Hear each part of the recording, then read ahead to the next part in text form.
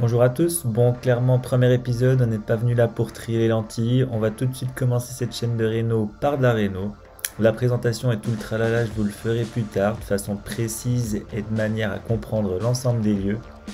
Dans ce premier épisode on va faire un peu de démolition comme dans toute réno qui se respecte et également tirer des plans sur la comète. Je vous laisse à présent apprécier le chantard.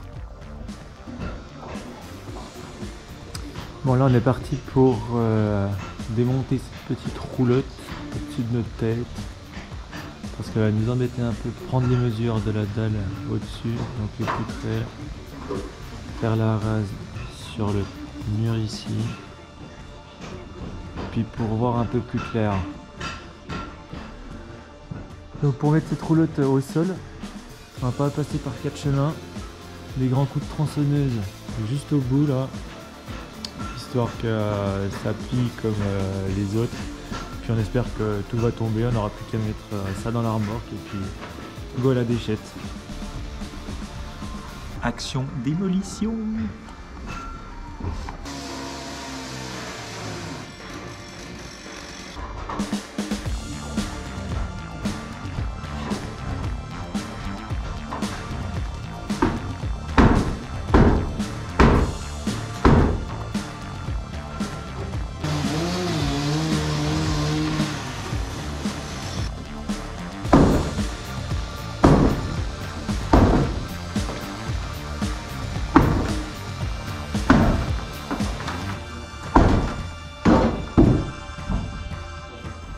Bon, finalement, on s'est vite rendu compte que 2 malheureux coups de tronçonneuse n'allaient pas suffire. On a donc essayé d'autres méthodes qui n'ont pas été forcément beaucoup plus efficaces. Des coups de pied et des grands coups de masse, mais rien de très convaincant quoi.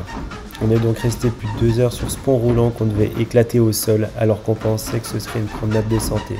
Et tout ça pour un reste de planche qui datait approximativement de 1839.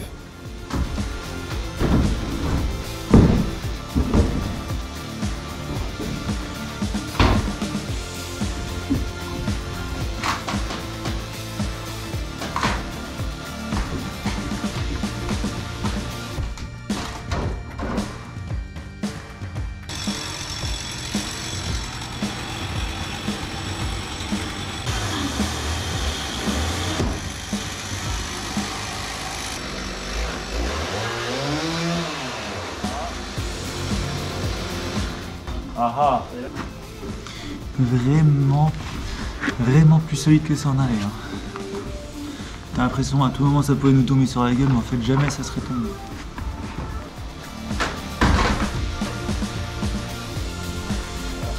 Franchement, ne me jugez pas sur mes méthodes, hein. Je pensais vraiment que ça pouvait marcher sur le coup. Mais avec du recul, voilà quoi.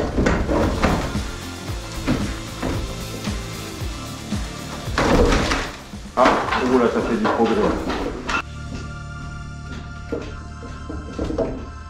Il coince peut-être encore quelque chose, fais gaffe, il faut coincer les autres. Ouais, tu le poses là-bas, puis tu balances que le bout à gauche. Voilà, comme ça. Ouais. Voilà, tu balances bien au milieu.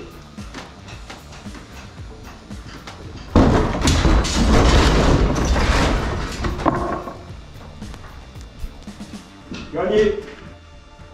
Bien joué, belle technique. Ça a marché. On n'a pas flingué les plateaux, ils ont plus le coup.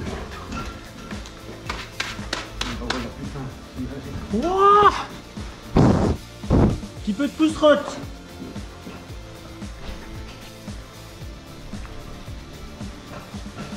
Bon bah voilà, après la démolition, la petite roulotte là au-dessus qui servait à passer le foin d'une travée à l'autre, ce qu'on va faire c'est tout mettre dans la remorque, puis emmener ça à la déchette, faire un peu de propre. Hein. Le rangement avant tout quand on veut bosser dans des bonnes conditions.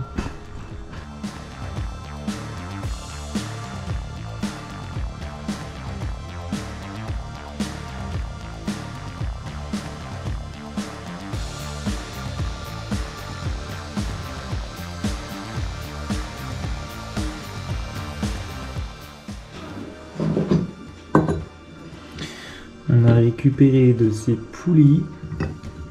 Si on veut monter des trucs, ça va être impeccable. Ce type d'équerre, autant vous dire par rapport à la taille de ma main, Les poutres n'avaient pas bougé. C'est pas de l'équerre de pacotille. Donc voilà, on vient de tout ranger. Maintenant que c'est tout propre, on peut rebosser normalement. Donc là, on va prendre un petit peu les niveaux pour avoir des repères pour faire la dalle qui va se trouver à peu près à cette hauteur pour cette travée là sur toute la surface. Et avant tout ça, petit voyage à la déchette. Hop, objectif tirer les niveaux à partir du mur qui est juste là.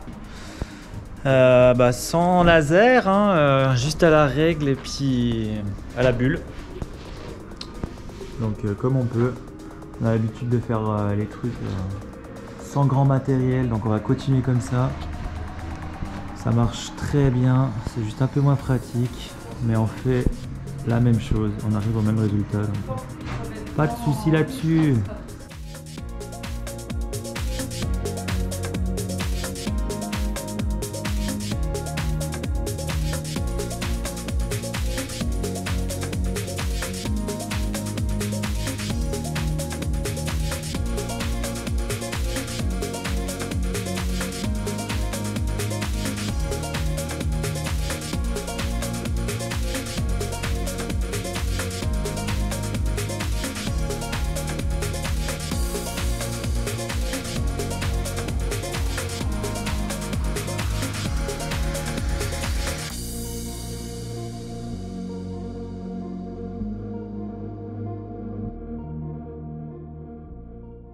Bon, du coup on a commencé à tirer les niveaux, je sais pas si ça se voit, on a commencé à mettre de la bombe, on va essayer de le faire jusqu'au mur là qui revient perpendiculairement au pignon pour voir en fait où va arriver le toit, parce que le toit on est censé le redescendre un petit peu.